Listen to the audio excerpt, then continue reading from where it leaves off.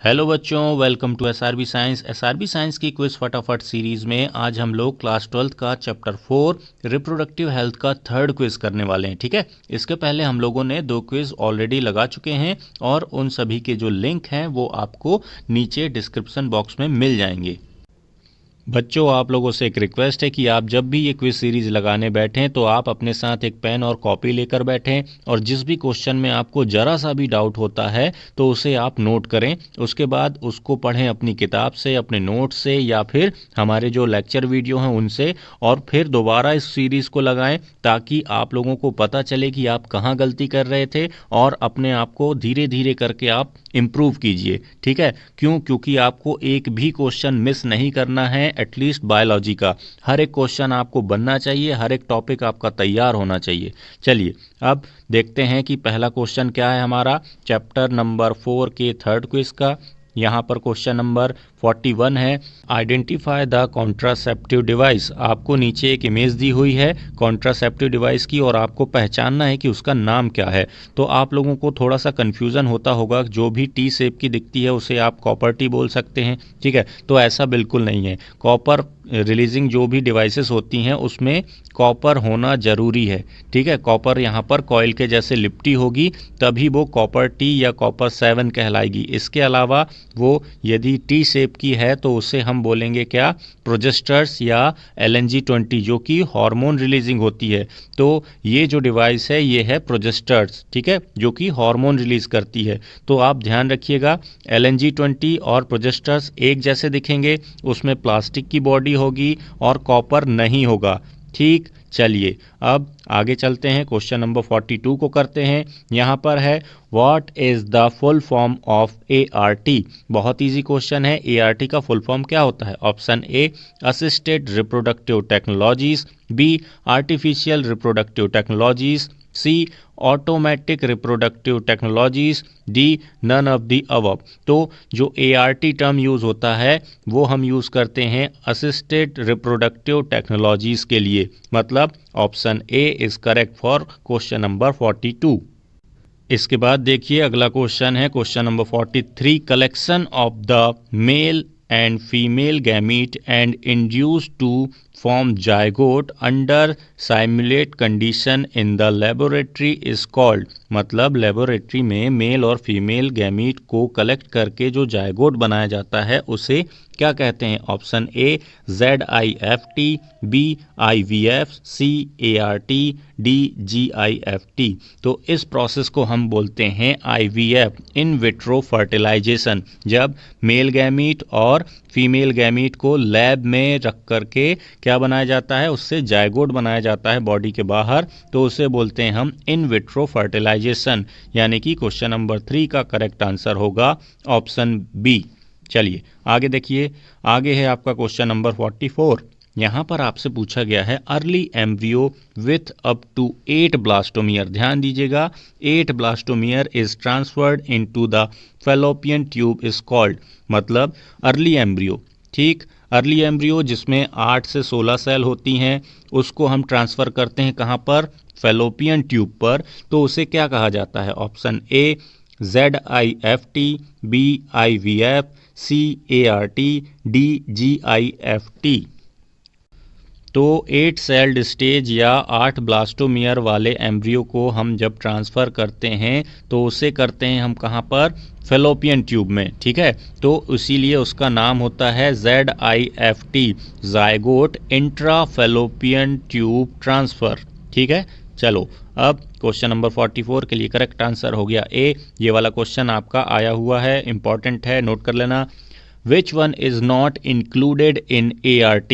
Which one is not included in ART? मतलब ART में कौन included नहीं है? Option A ZIFT, B ICSI, C IUI या डी STD। तो ART का फुल फॉर्म होता है असिस्टेड रिप्रोडक्टिव टेक्नोलॉजीज। तो यहाँ पर ZIFT, ICSI, IUI ये सब रिप्रोडक्टिव टेक्नोलॉजीज हैं, पर जो STD है वो क्या है? डिसीज़ है। ठीक है, सेक्सुअल ट्रांसमिटेड डिसीज़। तो आपको पूछा गया है नॉन इंक्लूडेड तो या नॉट इंक्लूडेड, तो आपका करेक्ट आंसर होगा ऑप्शन डी। अब आगे देखिए, अब बच्चों देखिए question number 46, embryo with more than 8 blastomere is transferred into the fallopian tube is called. आपको पहले भी क्वेश्चन आया है कि 8 ब्लास्टोमेयर वाले, 8 है ना, यहाँ पर पूछा गया है मोर देन 8। पिछले क्वेश्चन में पूछा गया था 8 ब्लास्टोमियर वाले को जब फैलोपियन ट्यूब में ट्रांसफ़र करते हैं तो उसे क्या कहते हैं, तो उसे हम कहते हैं ZIFT। पर यहाँ पर क्वेश्चन थोड़ा सा इनकरेक्ट है। यहाँ पर फैलोपियन ट्यूब की जगह क्या होगा, यूट्रस होगा। तो जब 8 सेल से ज़्यादा वाला एम्ब्रियो को हम कहाँ पर ट्रांसफ़र करते हैं, यूट्रस में, तो उसे क्या कहा जाता है। ऑप्शन ए ZIFT, नहीं ये तो नहीं होगा। क्यों? क्योंकि अभी हमने देखा जब 8 सेल की होती हैं तब ZIFT कहलाता है और वो फैलोपियन ट्यूब में होता है। 8 सेल से ज़्यादा का हो जाएगा तो उसे हम बोलेंगे IUT, यानी कि इंट्रा यूट्राइन ट्रांसफ़र। ठीक है, क्वेश्चन नंबर 46 का करेक्ट आंसर ऑप्शन बी। अब हम आगे बढ़ते हैं और देखते हैं कि क्वेश्चन नंबर 47 में क्या है। GIFT स्टैंड फॉर, GIFT का फुल फॉर्म क्या होता है। Option A zygote intrafallopian transfer, B zygote intrauterine transfer, C gamete intrafallopian transfer, या डी गैमीट इंट्रायूट्राइन ट्रांसफ़र। तो जो GIFT का मतलब होता है उसमें होता है गैमीट इंट्राफेलोपियन ट्रांसफ़र। ठीक है, मतलब इसमें जब मदर ओवम रिलीज़ नहीं कर सकती या एक वुमेन ओवम रिलीज़ नहीं कर सकती तो उसको आर्टिफिशियली ओवम दिए जाते हैं डोनर से, इसे कहा जाता है GIFT। अब आगे चलते हैं, क्वेश्चन नंबर 48 करते हैं। ICSI स्टैंड फॉर, ICSI का फुल फॉर्म क्या होता है। तो option A intra cell sperm injection, B inter cell sperm injection, C intracytoplasmic sperm injection, D intercytoplasmic sperm injection. तो ICSI का फुल फॉर्म होता है इंटरसाइटोप्लाज्मिक स्पर्म इंजेक्शन। ठीक है, बहुत से कंफ्यूजिंग टाइप के दिखते हैं इस टाइप के ऑप्शन, तो आप लोगों को ध्यान से एक एक चीज़ को याद रखना है। अब अगले क्वेश्चन की तरफ चलते हैं। अगला क्वेश्चन है क्वेश्चन नंबर 49 और यहाँ आपसे पूछा गया है other term for artificial insemination. Artificial insemination यानी कि AI के लिए जो दूसरा टर्म है उसे क्या कहा जाता है। Option A IUI, B intrauterine insemination, C ICSI, या D A and B both. तो बहुत इजी है, ये क्या कहा जाता है, इंट्रायूट्राइन इंसेमिनेशन, और उसी का शॉर्ट फॉर्म है IUI। मतलब करेक्ट आंसर क्वेश्चन नंबर 49 के लिए D A and B both होगा। अब आगे देखिए क्या है क्वेश्चन। अगला क्वेश्चन है question number 50, artificial insemination is used in case of, मतलब आर्टिफिशियल इंसेमिनेशन कब यूज़ करेंगे हम। Option A where female unable to produce ovum, B where male unable to produce sperm, C where female unable to hold pregnancy, D where male unable to inseminate sperm into the female। मतलब जब artificial का हम use करेंगे इसका मतलब जो mail है वो स्पर्म तो बना रहा है, ठीक है, स्पर्म बना रहा है पर उसको फीमेल की बॉडी में इंट्रोड्यूस नहीं करा पा रहा है, तब हम AI का यूज़ करेंगे। तो करेक्ट आंसर होगा आपका ऑप्शन डी। ठीक, चलिए अब आगे बढ़ते हैं और देखते हैं क्वेश्चन नंबर 51। क्वेश्चन नंबर 51 में आपसे पूछा गया है name the process where embryo is produced in the laboratory by direct injecting the sperm into an ovum. तो बच्चों यहाँ पर आपसे पूछा गया है कि जब स्पर्म को ओवम के अंदर डायरेक्टली इंजेक्ट किया जाता है तो इस प्रोसेस को क्या कहा जाएगा। ठीक है, ये सब प्रोसेस हो रही कहाँ, लैब के अंदर, ध्यान रखना आप लोग। तो लैब के अंदर जब हम स्पर्म को डायरेक्टली इंजेक्शन के थ्रू ओवम में इंट्रोड्यूस कराते हैं तो उसे क्या कहते हैं। Option A ZIFT, B AI, C IUI, या डी ICSI। तो इसे हम कहते हैं ICSI, और ICSI का फुल फॉर्म क्या होता है, इंट्रासाइटोप्लाज्मिक स्पर्म इंजेक्शन। ठीक है, ये बहुत इंपॉर्टेंट है, नोट कर लेना आप लोग। अब आगे बढ़ते हैं और देखते हैं क्वेश्चन नंबर 52। क्वेश्चन नंबर 52 में आपसे पूछा गया है GIFT is useful for those couple, मतलब GIFT किसके लिए हेल्पफुल है। Option A were male unable to produce sperm, B female unable to produce ovum, C male unable to inseminate sperm, D female unable to hold pregnancy. तो GIFT का full form आपको पता है तो आप आंसर दे सकते हैं गैमीट इंट्रा फेलोपियन ट्रांसफर। ठीक है, मतलब गैमीट का ट्रांसफर हो रहा है, मतलब फीमेल अनेबल है प्रोड्यूस ओवम के लिए, मतलब ओवम जब प्रोड्यूस नहीं कर पाएगी फीमेल तब हम GIFT का यूज़ करेंगे। ओके, क्वेश्चन हो गया आपका कंप्लीट। अब क्वेश्चन नंबर 53, यहाँ आपको 3 कॉन्ट्रासेप्टिव्स दिए हुए हैं। ठीक है, तीनों एक तरीके से पिल हैं और आपको इनका यूज़ बताना है कि इनका यूज़ क्या है।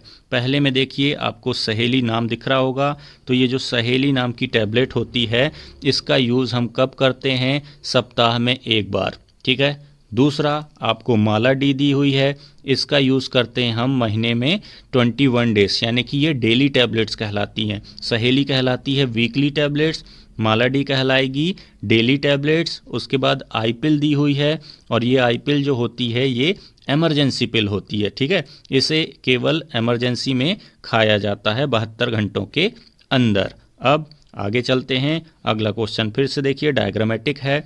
Which one is a hormonal IUD। आपको हमने पहले भी बताया था कि जब IUD ऐसी हो, ठीक है, तो ये कॉपर टी भी हो सकती है, प्रोजेस्टर्स भी हो सकती है, LNG-20 भी हो सकती है। अब यहाँ पर आपको देखना है कि जिसमें कॉपर लिपटा हुआ है, तो कॉपर लिपटा हुआ है बी में। ठीक, तो कॉपर लिपटा हुआ है तो वो तो कॉपर रिलीजिंग हो गई। यहाँ पर देखिए प्लास्टिक की बॉडी है तो ये होगी हार्मोनल IUD। ठीक है, ध्यान रखेंगे, पहले क्वेश्चन में ही आपको बताया था ये सब। अब आगे देखिए अगला क्वेश्चन भी डायग्रामेटिक है। What is showing in the image. यहाँ पर आपको इमेज में क्या शो हो रहा है, यहाँ ध्यान से देखेंगे तो ये दिखाया जा रहा है क्या, ICSI, मतलब इंट्रासाइटोप्लाज्मिक स्पर्म इंजेक्शन।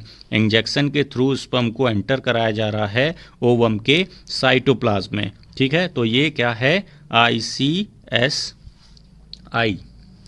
ठीक, चलिए अब आगे चलें और क्वेश्चन नंबर 56 करते हैं। What is showing in the image. यहाँ पर इमेज में आपको क्या शो हो रहा है। पिछले में आप ध्यान से देखेंगे तो ओवम के अंदर स्पर्म को इंट्रोड्यूस कराया गया था, मतलब ICSI किया गया था, और यहाँ पर क्या किया गया है, इंजेक्शन के थ्रू इसे फीमेल रिप्रोडक्टिव पार्ट में इंजेक्ट कराया जा रहा है, मतलब ये आर्टिफिशियल इंसेमिनेशन है। ठीक है, जब रिप्रोडक्टिव पार्ट के अंदर कराया जाए तो उसे AI बोलेंगे, आर्टिफिशियल इंसेमिनेशन, और जब ओवम के अंदर सीधे डायरेक्ट पहुंचाया जाए स्पर्म को तो उसे कहते हैं हम ICSI। ठीक, अब आगे देखिए question number 57, which one is not a barrier contraceptive. मतलब यहाँ पर बैरियर कॉन्ट्रासेप्टिव कौन सा नहीं है। ऑप्शन ए में क्या है, फीमेल कॉन्डोम है, बी क्या है, लिपिस लूप है, सी में वॉल्ट्स या डायफ्राम बोल सकते हैं आप, और डी स्पर्मिसाइड। ठीक है, तो यहाँ पर जो कॉन्ट्रासेप्टिव बैरियर वाला नहीं है पूछ रहा है, तो बी लिपिस लूप जो होता है वो एक IUD है, इंट्रा यूट्राइन डिवाइसेस। बाकी फीमेल कॉन्डम, वॉल्ट्स और स्पर्मिसाइड जो हैं ये सभी हैं आपके बैरियर कॉन्ट्रासेप्टिव्स। ठीक, क्वेश्चन समझ गए, आंसर समझ गए। अब देखिए question number 58, what is the use of this device. यहाँ पर आपको एक डिवाइस दी हुई है और आपको इसका यूज़ बताना है। ये आपकी NCERT का नहीं है, ठीक है, ये आपकी NCERT का क्वेश्चन नहीं है, पर जनरल नॉलेज के लिए या आपको थोड़ा सा अपने नॉलेज को इम्प्रूव करने के लिए ये क्वेश्चन ज़रूरी था।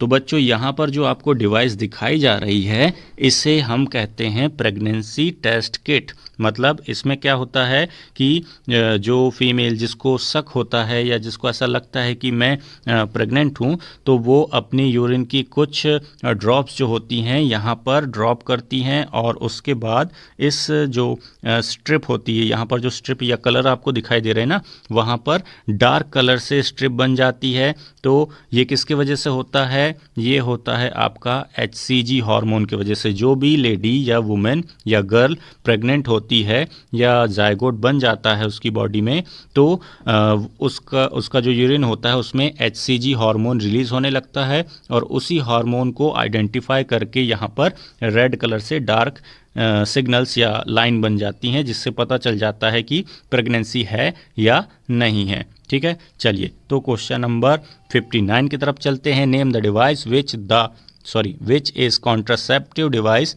As well as STD spreading controller. मतलब यहाँ पर आपको कॉन्ट्रासेप्टिव का नाम बताना है जो कि साथ ही साथ क्या करता है, STD को स्प्रेड होने से भी रोकता है। Option A implants, B progesters, C foam या डी कॉन्डम्स। तो जो कॉन्डम होते हैं ना, बहुत इंपॉर्टेंट है ये। तो कॉन्डम से क्या होता है, रिप्रोडक्टिव पार्ट पूरी तरीके से कवर हो जाते हैं, जिसके वजह से STD को रोकने में भी हेल्प करते हैं। अब बच्चों देखिए क्वेश्चन नंबर 60 जो हमारे आज के क्विज का लास्ट क्वेश्चन है और इस चैप्टर का भी लास्ट क्वेश्चन है। यहाँ पर आपको दो इमेजेस दिखाई गई हैं। पहली इमेज है आपकी NCERT बुक की और दूसरी इमेज जिसमें जो आपके इम्प्लांट्स हैं उनको बॉडी में इम्प्लांट किया जा रहा है। ठीक है, तो यहाँ पर आपको आइडेंटिफाई करना था कॉन्ट्रासेप्टिव डिवाइस का नाम। तो ये हैं इम्प्लांट्स और ये बने होते हैं किसके, एस्ट्रोजन के, प्रोजेस्ट्रॉन के या खाली प्रोजेस्ट्रॉन के। तो जैसे कि जो पिल्स होती हैं ना, कॉन्ट्रासेप्टिव पिल्स होती हैं, सेम उनके जैसे काम करते हैं, पर इनको खाना नहीं होता, इनको बॉडी में लगाना होता है। ठीक है, स्किन के अंदर इनको इम्प्लांट कर लिया जाता है ताकि लंबे समय तक प्रेगनेंसी से एक फीमेल बच सके। ठीक है, चलिए तो ये हो गया आपका क्वेश्चन नंबर 60 और इसका करेक्ट आंसर है या इमेज में आपको पहचानना है और वो डिवाइस है क्या, इम्प्लांट्स। अब क्विज को ख़त्म करते हैं और अगले क्विज में हम आपसे मिलेंगे जिसमें हम चैप्टर नंबर 5 करेंगे क्लास 12th का। तब तक के लिए thank you and bye bye. जाने से पहले आप लोगों के लिए एक छोटा सा मैसेज, यदि वीडियो पसंद आया तो लाइक कर दें, यदि आपको ये ज़्यादा पसंद आया तो अपने दोस्तों के साथ शेयर भी कर दें ताकि सब लोग पढ़ सकें, सब लोग बढ़ सकें। ठीक है, अब हम आपसे मिलेंगे नेक्स्ट वीडियो में। Thank you, bye bye.